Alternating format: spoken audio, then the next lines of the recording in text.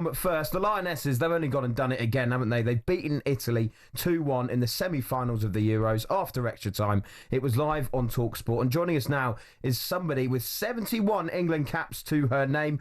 Jordan Nobbs, how are you doing? Yeah, I'm good, thank you. How are you? Hello, Jordan. I mean, do you have any fingernails left after that game? It was absolutely ridiculous. Again. God, they just keep us on the edge of our seats, don't they?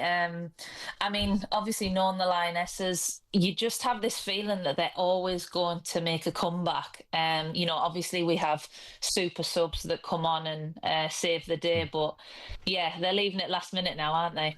So, Jordan, if you was Chloe Kelly and you see Beth Mead goes on before you, you'd be fuming, wouldn't you? I know them players, and I know that all of them all want to be on the pitch. They won't be. They'll be a team player, but naturally, you want that starting lineup shirt. So, yeah, it's a tough one because Sarina knows her team. She's probably changed it more this tournament than what I've seen before. But they've kind of become the super subs, and there's always a flip of a coin between, I think, Beth and Chloe. She likes Chloe on the left, Beth on the right. So I think with it being Lauren James coming off with what looks like a foot, she's gone for Beth. If we kind of park the belief and the late win, etc., what did you actually make of the performance overall from England? Yeah, I mean, to be honest, I thought England would comfortably win, and that's no disrespect to Italy. I just think they'd done incredibly well to get that far, but I thought the quality of England would power over that. But I think Italy played really well. I think they played very structured, very organised. They played that long ball to try and capitalise on England. So yeah, I think we've seen better performances from England, but it's just about getting to that final. It's about the character of the England players that have that never give up attitude. And, if you make it sometimes scruffy or not the perfect situation, it's all that matters, really. I think what you said there, Jordan, is right about there's little bits of England's game that are a little bit loose and a little bit sloppy. When Italy went in front with Lionesses, that comes from a throw-in on the halfway line on our left-hand side, and it's just too easy for the players to get to the byline and get the crosses in. Yeah, it was obviously we've just allowed the girl to go down the line.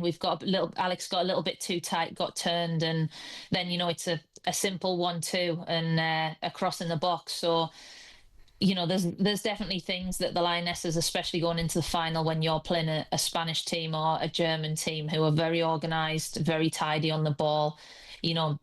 You can't always leave it last minute against them top teams, but I think the character that England are showing, they'll still analyse that and try and make that tidier. But right now, I guess the super subs are the ones that are making the difference. Yeah, and obviously one of those, Michelle Adjumang, has just been so important in terms of creating that chaos, etc. And I think Perry pointed it out a bit earlier. It's so important, I think, at these tournaments, Jordan, to have one of those players who is so young. They play with no fear at all. They come on and simply want to make an impact on the pitch. She must be on cloud nine. I mean, 19 years old, coming on, scoring in games, last minute winners. And like you said, I think some players that normally start and then they drop, there's that bit more pressure on their shoulders. People are asking questions, whereas you can just see she's playing with no fear. She's running, chasing the ball down. And, what I like about her is she's staying in and around the box. She's just looking for that goal. It's last 10 minutes. Don't go wandering. Stay there and you'll get your chance. You know what she did on the goal? She worked on the what ifs. What if the ball comes in the box? Beth Mead gets across Grigliani. What if the ball drops? And her first touch was really good. The first touch sets her up to put her foot through it rather than trying to be too clever. Yeah, and I don't know if you saw her first goal for England on her debut, but she's took it down on her knee and volleyed it into the goal. So I think we know that she has a great finishing ability. And I mean, what a player to just put on and give you that, the strength, the power she has. It's so key. And I think that's one thing about the Lionesses is their bench is so strong. You've seen other teams in the tournament, they've made subs and you think, the game's totally changed. And with the Lionesses, whenever they need that goal or that extra strength, they've got they've got the ability to do it with their bench, and it's a luxury that they have, I think, to put on multiple players and still really not change the dynamic of the team. Jordan, with the way this tournament has gone so far, I mean, even though the performances, as we've said, haven't quite been there, it'll be Spain or Germany in this final. Do you feel that England have enough to get this one over the line, especially if they do come up against Spain, who obviously have been the tournament favourites and are, such a brilliant nation, have shown that in this tournament? I mean, England have made it to 3 finals in the last tournaments. I mean, that is incredible. It shows what type of a team they are, and I still think that that they've beaten Spain recently and also lost to them. Germany, they beat in the final in 2022. So that's a one-off game. It's a one-off game where they know that they need to be at top level on the best ability possible to win it. So yeah, of course, it's 90 minutes of football, maybe longer with England, but I truly believe that they still have the quality and strength and depth to go out there and win a game.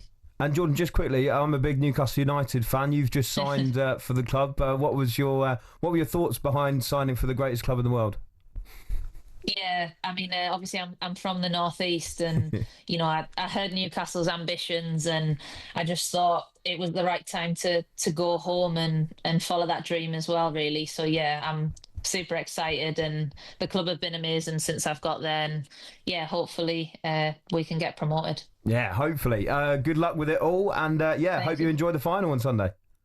Thanks very much. Thanks, Jordan. Thank you very much, Jordan Nobbs there, England midfielder, Newcastle United midfielder as well. And yeah, I mean, it makes a good point. 3 finals, Perry. 3 finals from the last 3 tournaments. It is an unbelievable achievement. Is belief enough, whatever side England face in that final, to get them over the line, do you think?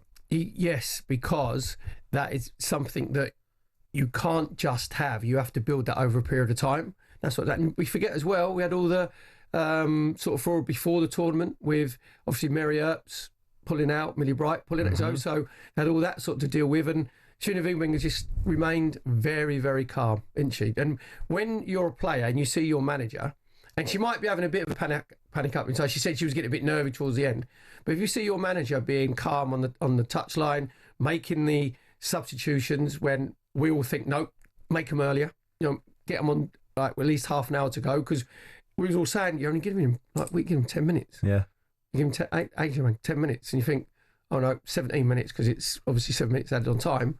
And she nearly scores with a brilliant lob as well, where she looks at the goalkeeper Guiliani and she just lobs it over the top of her and it hits on the crossbar. So yeah, it's all falling into place. And if you think about it, in the tournament as a whole, really the only good performance over a period of the whole game was against the Netherlands. Yeah.